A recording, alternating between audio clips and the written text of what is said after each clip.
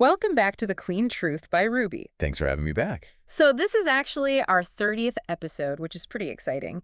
And today's deep dive is titled, The Part of Your Air Fryer You're Probably Never Cleaning. A very fitting title, honestly. Yeah, right, because today we're setting out on a very specific mission. We're exploring this incredibly eye-opening article by Alan Grinbaum, and it's all about air fryer maintenance. Which is something almost everyone gets wrong. Exactly. The premise here really hits close to home for, well, basically anyone who cooks. I mean, most people will make dinner, pop out the basket, give the tray a scrub, and just call it a day. Right. They think they're done. But we completely overlook these hidden areas inside the machine. Places where grease, stray food particles, and just a massive amount of residue silently accumulate over time. And that accumulation is something we really need to take seriously. Because it's not just gross, right? No, not at all. When you get buildup inside the heating elements, the Yeah. exhaust vents, and those dark upper interior surfaces, it actively sabotages the machine. Wow, sabotages how exactly? Well, it alters the airflow, meaning your food just doesn't cook evenly anymore. Plus, it introduces these bitter, burnt flavors to your meals. Ugh, nobody wants that. Exactly. And over time, it seriously degrades the overall lifespan of the appliance. It's wild how these hard-to-reach areas are so commonly ignored. Because neglecting them is basically the direct cause of those lingering kitchen odors. Yep. The odors, sudden bouts of smoke, and drastically reduced efficiency. All of it. Which means effective appliance care really has to go beyond the visible surfaces we interact with every day. It requires occasional, deliberate, deep cleaning. It absolutely does. And that naturally connects to what we're looking at today with Ruby's plant-based air fryer cleaning products. We're going to dive into how proper cleaning helps maintain peak performance, absolute cleanliness, and real longevity for your favorite kitchen gadget. Let's uncover the hidden part of your air fryer that could be affecting every meal you cook. I love that.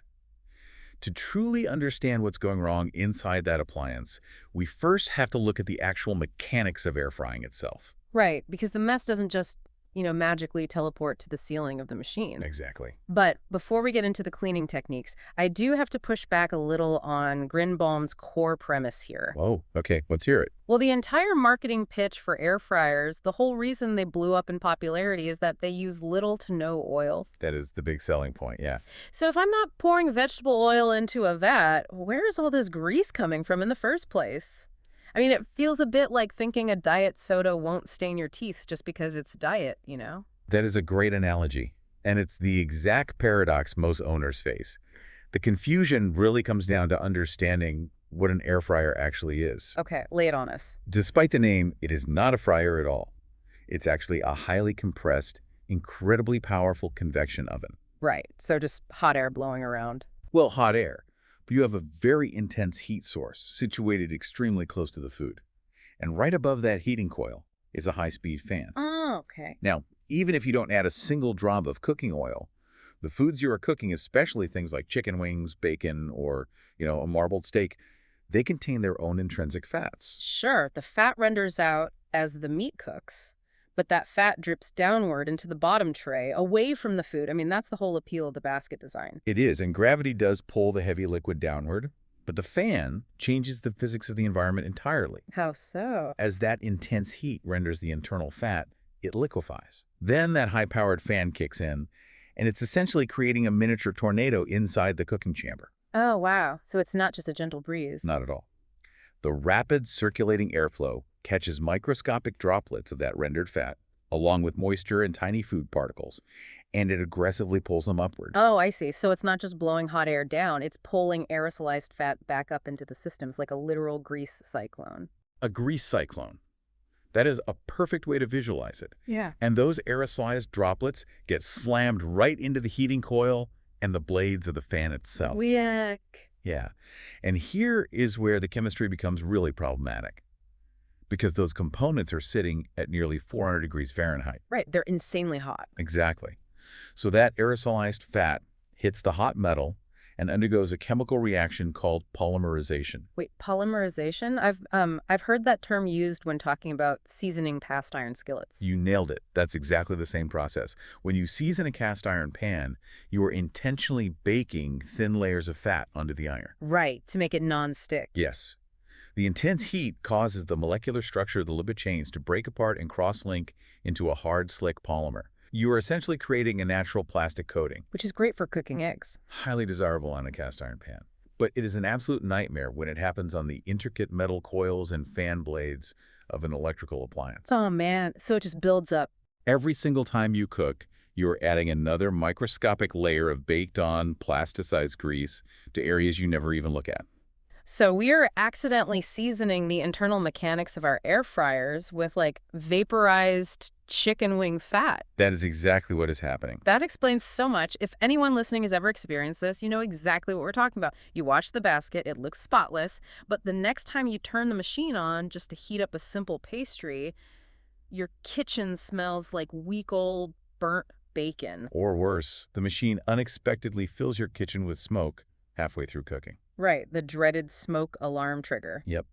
If you are experiencing smoke or odors, your appliance is loudly telling you that its heating element is coated in old, polymerized fat, and that fat is now burning for the second, third, or fourth time. Okay, so the grease cyclone is baking a plastic-like resin onto the components. Let's talk about how to actually fix it, starting from the bottom up. Sounds good. I know we just said people wash the basket and drawer regularly, but a quick rinse with dish soap is only fine for fresh, daily grease. How do we get into the microscopic crevices where regular soap fails? That's the real challenge. Because when we want to do a real deep clean to address the buildup Grimbaum talks about, my usual instinct is to just dump baking soda and vinegar in there. It foams up, it feels like it's working. Why wouldn't that handle the tough stuff? I'm so glad you brought that up because that is one of the most persistent cleaning myths out there. Wait, really? The volcano trick doesn't work? Not for this. When you mix baking soda, which is a base, with vinegar, which is an acid, the bubbling you see is just carbon dioxide gas being released. So it's just a chemical reaction for show. Exactly. It looks dramatic, but once the fizzing stops, you're essentially left with water and a mild salt called sodium acetate. Huh. That mixture has zero chemical ability to break down cross-linked polymer grease. You're just giving your dirty basket a mild saltwater bath. Oh, wow. So the bubbling is just a theatrical performance. It's not actually degreasing anything. Correct. To break down polymerized lipids, you really need specific chemistry. This is where we elevate the wash using the soak method. The soak method. Okay, walk me through that. We rely specifically on Ruby's air fryer cleaning powder. The powder utilizes plant-based enzymes, specifically lipases, which are biologically designed to seek out and break the chemical bonds of fat molecules. That makes a lot more sense than salt water. So what are the actual steps to use those enzymes effectively? First, you give the drawer a quick manual rinse to get rid of any loose crumbs. Then you take 1 sachet of the Ruby air fryer cleaning powder and dissolve it in 1 liter of warm water directly inside the drawer of the air fryer itself. Got it. And the basket. You place the inner basket inside so it is completely submerged in that enzyme solution. So the drawer just becomes its own self-contained wash basin. That's convenient. Very. And you let it sit for about 5 minutes to allow the enzymes to begin attaching to the grease. Okay, 5 minutes. Easy enough. But here is the crucial step from the source material, the aha moment that changes everything. You do not just let it sit on your kitchen counter. Oh, where does it go? After that 5-minute resting soak, you carefully insert the drawer, still filled with the water and cleaning solution, back into the air fryer. And you turn the machine on at its maximum temperature for exactly 8 minutes. Oh, wait. Thermal activation. We are literally cooking the cleaning solution. You are indeed. I have to admit, putting a drawer full of water into an electrical heating appliance sounds a bit counterintuitive. What does heating it up actually achieve from a chemical standpoint? Think about how temperature affects molecular movement. Heat acts as a powerful catalyst. By bringing the cleaning solution up to temperature, you are exponentially increasing its kinetic energy. So the water molecules are moving faster. They become highly agitated, yes. Furthermore, the intense heat causes the microscopic pores of the nonstick surface to expand slightly. Oh, I hadn't thought of that. Yeah, it allows the highly active plant enzymes to penetrate underneath the hardened polymerized grease layers. It's basically creating a self-cleaning microclimate inside the machine. That's the perfect description. It literally loosens the stubborn baked-on residue from the inside out. Which means no scrubbing. Exactly. Yeah. It lifts away from the nonstick coating without requiring any harsh abrasive scrubbing on your part. That is incredibly smart. It's hijacking the machine's own core function, its intense heat, to facilitate its own cleaning. It's very efficient. So after those 8 minutes are up and the machine chimes, you carefully pull out the drawer. I imagine the water looks pretty horrific at this point. Oh, it will be incredibly murky. You will see floating layers of amber grease that you didn't even realize were stuck to the walls. Disgusting, but satisfying. Very. From there, you just discard the dirty water, give any remaining spots a very gentle wipe with a soft brush, and rinse it thoroughly with clean water. Okay, so thanks to thermal activation, the basket is pristine. But now we have to move on to the hard part. The main event. The hidden engine. Yes, the heating element. My first instinct here, having just learned about all the grease caked onto the ceiling of the machine, is to just grab a wet, soapy sponge, reach up inside, and start scrubbing the coil. Please don't do that. That is a guaranteed way to permanently short out your appliance. Really? Because of the electronics? Yes, you have to remember that the heating coil is directly wired into the main power supply and sits inches away from the sensitive internal motor. You cannot introduce dripping water into that housing. Okay, so how do we clean an electronic component without ruining the machine? It sounds intimidating, like having to work under the hood of your own car. There's a very specific safe methodology for tackling the heating element. It's actually quite simple once you know the steps. Safety first, then. Step 1 has to be ensuring the unit is entirely unplugged from the wall. Unplugged and completely 100% cool to the touch. Never attempt this after you've just cooked. Definitely. Burnt fingers are not the goal here. Once it is safe to handle, you perform the crucial physical step that most people have never done. You pick up the entire air fryer and flip it completely upside down on your counter. Which is such a shocking experience. It really is. The first time I did this after reading Grinbaum's article, I flipped it over, grabbed my phone flashlight, and looked down at the coil in the fan. Seeing that thick layer of brown, tacky grease caked onto the metal, it provokes a visceral reaction. Oh, absolutely. You suddenly realize the air you're using to cook your food is blowing directly over a layer of old, rancid grime. Once you see it, you truly cannot unsee it. But now that it's exposed, we can address it properly. Okay, so what's the tool for this? The specific tool for this job is the Ruby Air Fryer Cleaning Spray. And what's fascinating here is the physical property of this spray. It is formulated specifically as a foam.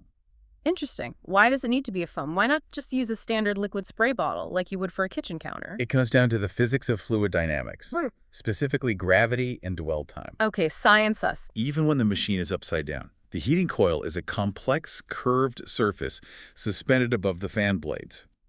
If you use a traditional liquid spray, gravity will cause that liquid to immediately drip and run down the sides. Right, it wouldn't stay put. It will slide right off the coil, failing to clean it, and potentially seep into the electrical housing. Ah, so the foam changes the physical application. It defies gravity. Yes. The foam is designed with a specific rheology to cling to vertical and inverted surfaces. When you spray it directly onto the fan blades in the heating coil, the microbubbles expand and grab hold of the metal. So it just sticks there like shaving cream. Basically, yeah. They suspend the active cleaning agents directly against the polymerized grease. This gives the formula the necessary dwell time to sit there and break down the chemical bonds without dripping into the sensitive electronics. That makes perfect sense. So you let the foam sit and do the heavy lifting for a few minutes. I assume we still need to agitate it a bit. Just slightly. You take a small, soft bristled brush. Honestly, even a clean old toothbrush works brilliantly. And you gently scrub the hard-to-reach spots around the curves of the coil. And it comes off easily. Because the foam has already broken down the polymerization, the grease lifts away effortlessly. Once you've loosened it, you take a dry microfiber cloth and simply wipe the coil and the fan clean. Just a dry cloth to wipe away the foam and the grease. No rinsing with a wet rag up there. Keep water far away from the element. But that brings us to the vital final step. Which is? Once you have wiped it clean, you flip the machine back to its normal upright position, plug it back into the wall, and run a short 3-minute cycle at a low to mid temperature while the basket is empty. Oh, I get it. It's like a burn-off cycle. Exactly like the self-cleaning phase of a traditional oven, but on a micro scale. This 3-minute cycle safely evaporates and burns off any microscopic trace amounts of the cleaning foam or loosened residue that your cloth might have missed. That's brilliant. It neutralizes the environment and leaves the chamber completely ready for your next meal, permanently eliminating that old burnt smell. It is incredibly satisfying to know that the whole system is actually clean, not just the part that sits on the counter. Peace of mind for sure. But, learning all this brings up a very modern temptation. We live in an era of convenience and people love shortcuts. They do. Where are you going with this? Well, I look at the box my air fryer came in, and right there in big bold letters it says dishwasher safe basket. So if the basket is technically dishwasher safe, why go through this whole 20-minute thermal activation soak process? Why not just toss it in the dishwasher and let the machine do the heavy lifting? This raises a really important distinction between what is technically safe Yeah. and what is actually good for the longevity of your belongings. The dishwasher debate is a classic one. Right. So what's the verdict? Yes, the basket and drawer of most air fryers are made of materials that will not melt or instantly warp in a dishwasher. But we have to look at the chemical reality of the environment inside a modern dishwasher. It's basically a highly aggressive car wash in there. I'd argue it's worse. Yeah. You have intense, sustained thermal shock from the hot water. But more importantly, dishwasher detergents are highly alkaline, usually sitting at a pH of 10 or 11. Which is pretty harsh. Very. They contain aggressive enzymes and often microabrasives designed to aggressively blast dried food off ceramic plates. And the basket of an air fryer is coated in a delicate, non-stick PTFE material. Precisely.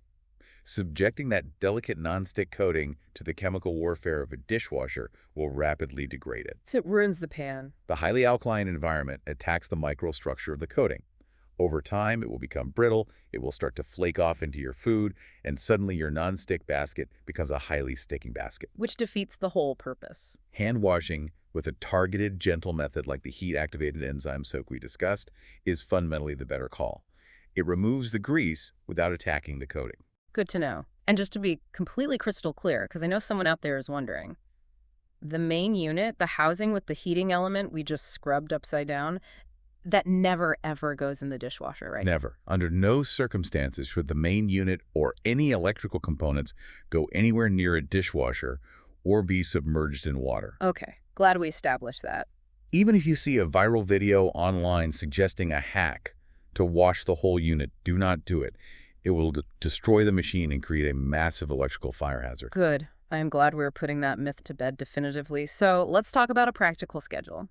We know how to do the quick wash, we know how to do the heat-activated deep soak, and we know how to flip the script and foam clean the coil. Right, the full toolkit. How often should we actually be doing these specific tasks?